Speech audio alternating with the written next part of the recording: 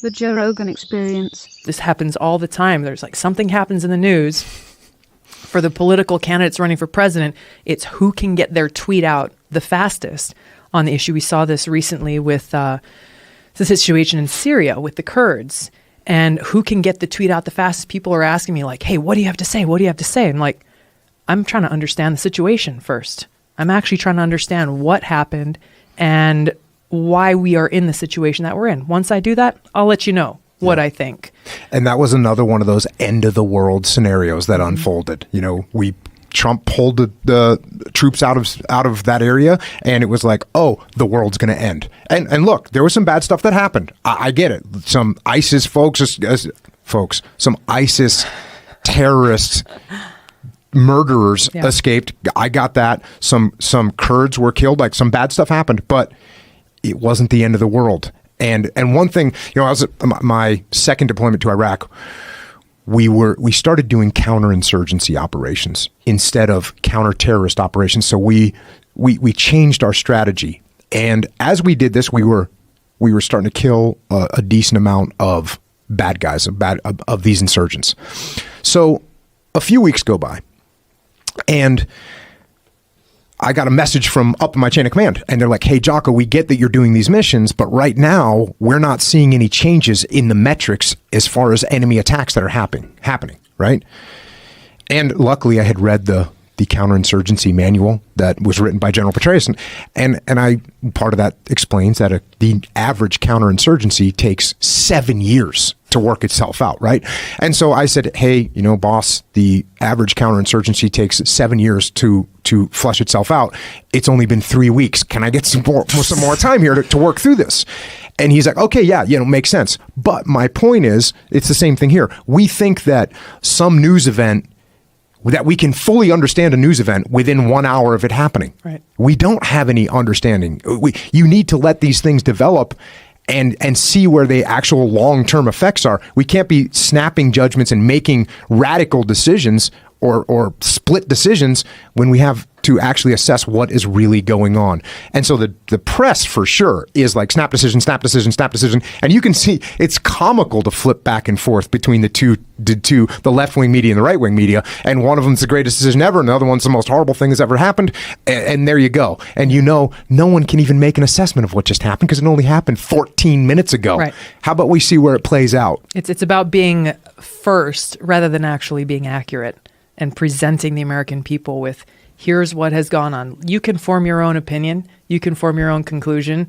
But here's the course of events that took place, A, B, C, D, and E. And that's exactly what we're missing in most of the time. Well, I think it's what we were talking about earlier. I think we're poisoned by this desire to have our information fed to us very quickly, and the fact that there's so much information coming at us. We don't have enough time to sit back and read a manual on how long it takes counterinsurgency efforts to be fruition, to reach fruition. The fact that that's hitting you in the military, that you would think that the most pragmatic, the most disciplined people that understand the long game, that are playing 3D chess, those are the people that you would want telling people like you what you can and can't do. The fact that that kind of thinking is even filtering down to special ops groups is crazy. Well, what's nice is we do have decentralized command inside the military. So when I'm telling my boss this is what's going on, my boss isn't like, shut up and do what I told you to do. My boss is like, okay, makes sense. Explain it to me. Okay, got it. Yeah, that makes sense. Cool. Move forward. That's a very positive thing in the military. Everyone thinks that the military is this rigid, structured way where you just obey the chain of command and you don't veer from that at all. But if my boss tells me to do something that doesn't make any sense, I'm going to say, hey, boss, this actually is a bad plan. We should do it a different way. And if I have a good boss, my boss says, oh, okay, I didn't see that angle. And that's another thing that, you know, when Tulsi's talking about how politicians, we come up with a plan and then we start executing the plan. Guess what? Once you start executing a plan, some other things are going to come to light, right? And you as a leader have to say, hey, you know what? We started executing this. It's going pretty good, but I didn't foresee this happening. I'm making an adjustment. Here it is. Here's what we're going to do. And I'm going to wait for that feedback to come to me. The problem is people are so insecure or / their ego is so big that I'm just going to stick with the same plan. No matter, everyone else is dumb. No, you just need to see it through. It's like, no, actually we need to make some changes. Because they are afraid of saying, hey, my initial assessment might have been inaccurate or wrong. Yep. And I think that also just points to the bigger point for the political leadership, the civilian leadership that sets the policy that the military executes, is so often lacks that foresight and that planning of actually looking, okay, if we pursue course of action A, we call it here will be the second, third, fourth order of effects, right? Here's how, the enemy or the opponent is likely to react, or here's how other actors are likely to react to our action. So we can try to anticipate that, and then we can, okay, this is how we would respond, this is how they're likely to respond, and actually go through this so that we don't end up in the situation that we too often find ourselves in, where you're like, all right, here's the mission, guys, go for it. And then you, whether it's a week or a month or a year later, like, hey, how the hell do we find ourselves here?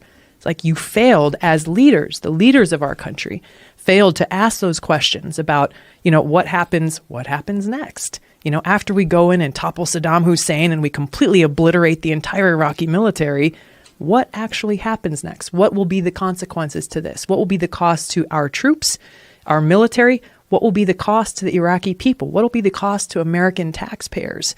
Is the object? Do we know what the objective is? Is it achievable? What's our end state and exit strategy? When you look back, and I've seen this throughout my 7 years in Congress, sitting on the Foreign Affairs Committee, sitting on the Armed Services Committee, where we're questioning and providing oversight over the Department of Defense and Department of State, asking leaders these questions, and when we're not given answers or given ambiguous answers, or things like, I asked Secretary Mattis once in a hearing about how Al-Qaeda has gotten so strong in Syria to where, right now they control an entire city. The entire city of Idlib is controlled by Al-Qaeda. And I asked him at that time, I said, well, why aren't we going after Al-Qaeda in Syria in a very serious and concerted way? And his answer was, well, it's complicated. It's complicated.